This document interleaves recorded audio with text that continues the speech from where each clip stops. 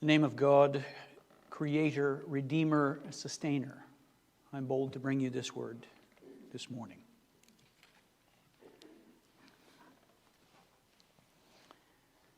So this year already has been a bit of a false start.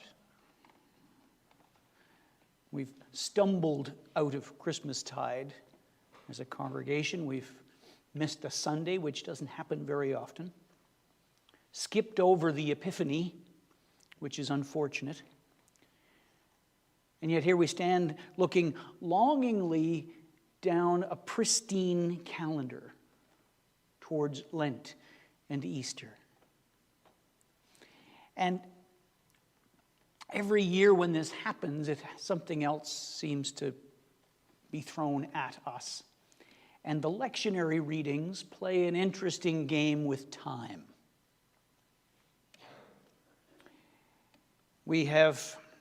Some of you will have had to endure people like me who insist on counting all 12 days of Christmas and stubbornly wishing you Merry Christmas well into January. You can thank our new kitten for the fact that my tree was down before Epiphany for the first time, and I don't know when. It was hard. It was hard to do. But, practicality reigns in the end. But the lectionary and the church plays games with time. Scripture plays games with time because there's a story that needs to be told.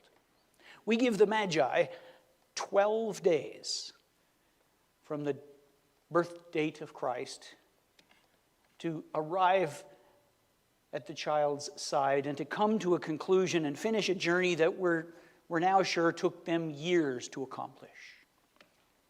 But 12 days is enough. And this year in the cycle of lessons, we take another gigantic leap through time. And in 4 calendar days, from the gift-giving of the Magi, we jump ahead to the baptism of the adult Jesus. Jesus standing in a crowd next to the Jordan River with our best Advent friend, that prophet of God's upside-down kingdom, John the Baptizer. You thought you'd had enough of John through Advent, I'm willing to bet. And because of that, and because of other things, I very nearly skipped that gospel lesson. I wasn't sure we needed more of John and his unquenchable fire. But it's the gospel. And we're not supposed to skip the bits that make us uncomfortable. At least that's what they told me at minister school. We'd rather have more of the sweetness and light that was ours to enjoy over Christmas. And we need that. Those sweet sensibilities of Christmas are entirely necessary. Because we need to understand the extent of Jesus' humanity so that we can begin to comprehend the lengths to which God is willing to go to be with us, to include us in divine plans, to welcome us into the creative and recreative project that began with the emergence of light from darkness and continues even now in each one of us. And it was hard to get the sweetness and light of Christmas in with John setting up Advent for us. And here is John again. And frankly, I hope that makes us uneasy. I hope that hearing John proclaim once again about that unquenchable fire makes you a little bit uneasy. I hope that as you imagine Jesus standing patiently among the crowd, waiting his turn to be dipped in the Jordan by John, that you're a little bit unsettled and you have cause to think about what it means to be baptized, what it means to be linked with Jesus in this God project that we call a life of faith.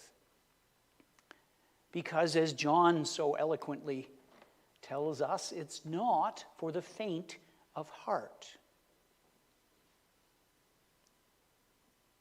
This life of faith, this God project that we have been invited to participate in is difficult, life-changing work.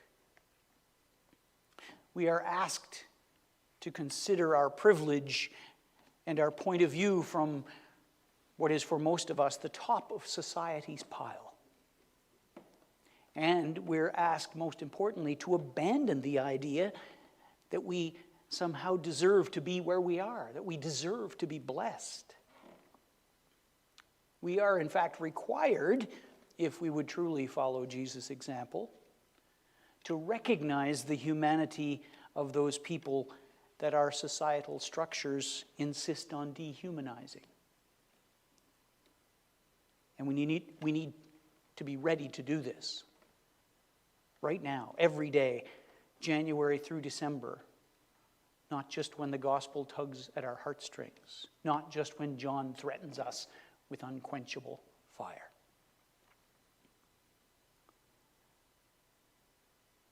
I was overwhelmed with the idea that New Year means new beginnings, and I almost wandered down that path, but it's a dangerous path. Because lately, the new year has not brought us anything worth celebrating. Lately, the new year has brought us more uncertainty than cheerful optimism. And today I'm considering that maybe it's time to kiss the cheerful optimism of January's past goodbye and just embrace the chaos, embrace the opportunity to follow Jesus into the chaos and encounter God in the chaos and start changing the world.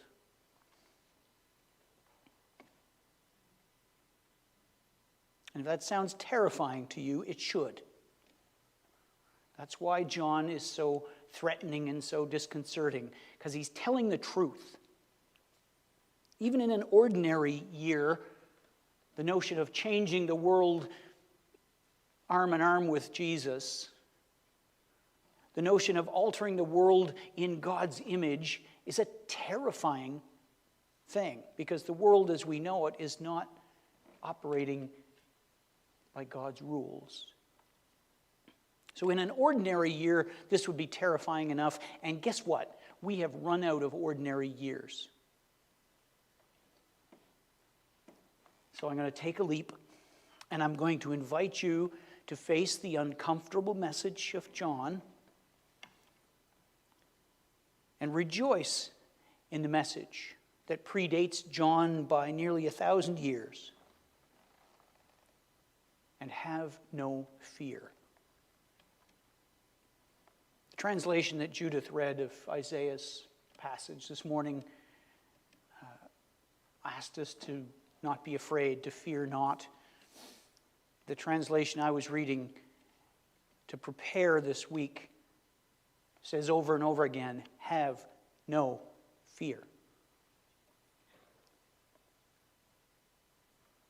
It's a nice sentiment, isn't it? Don't be afraid. And Isaiah says it more often than many of the Old Testament prophets. Isaiah is saying things this morning on God's behalf that we really want to believe. Things about passing through deep waters and walking through fire without being burned. With Isaiah's voice, God speaks to humanity's deepest fears. Fear of abandonment, fear of uncertainty, fear of harm, fear of death, fear of the absence of security and protection. And to each of those things, God says, don't be afraid. And do we ever want to believe that is possible?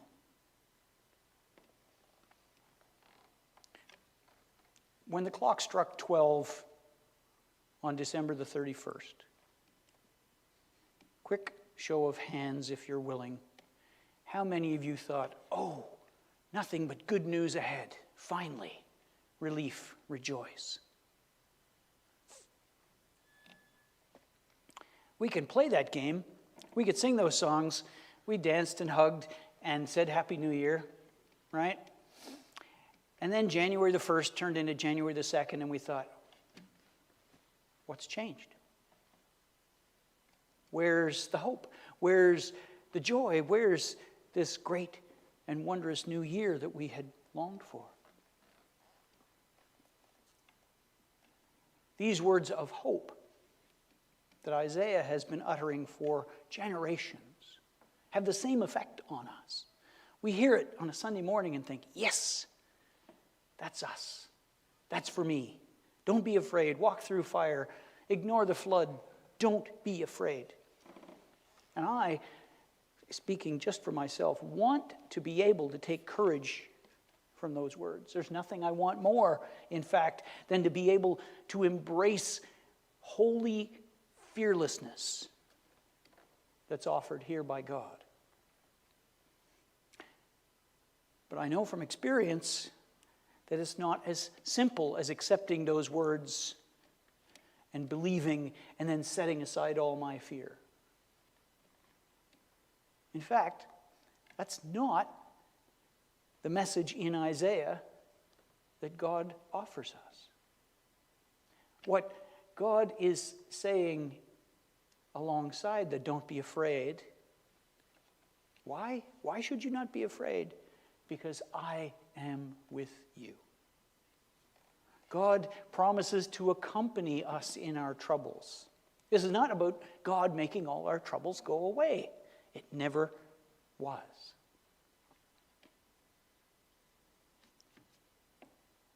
It's the thing that kept me away from the church for the longest time. The notion that all I had to do was believe the right thing and all my troubles would go away. That's what people were telling me. People I loved, people I trusted, people I cared for, and it wasn't true. What they missed was this bit of hope that God offers in God's promise to be with us, to walk with us through the fire, to stand with us against the flood.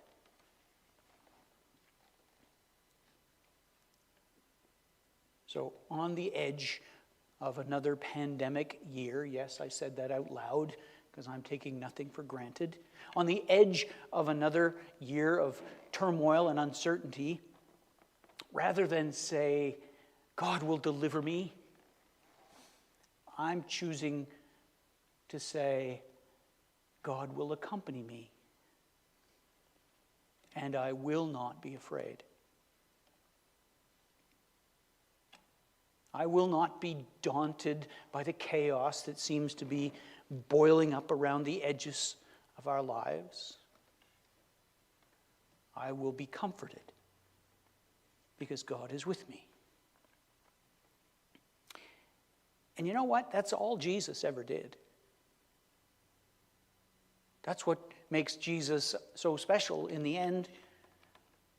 Because Jesus acknowledged that no matter what, God was with him, and by the way, with us. And that idea, that conviction that Jesus had, made everything that came his way different.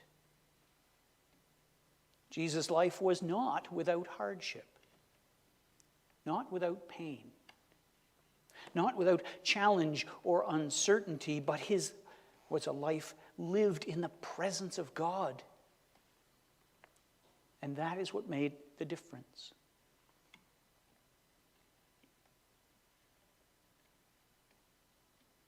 It's what makes Jesus worth following. Because it means seeing what Jesus endured, that God can be trusted to be present no matter what.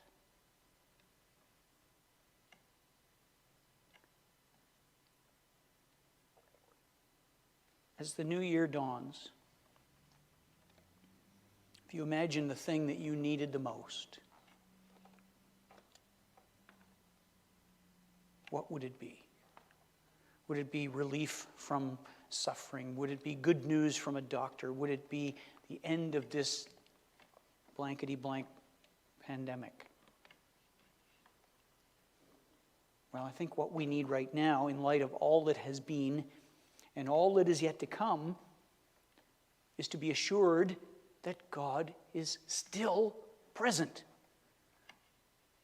That none of what has happened is an indication of the absence of God. That we do not face these things on our own. We need to be reminded of the love that triumphs over the grave. And then, we need to live as those who are so wonderfully, completely, and lavishly loved. Because that is how God would change the world.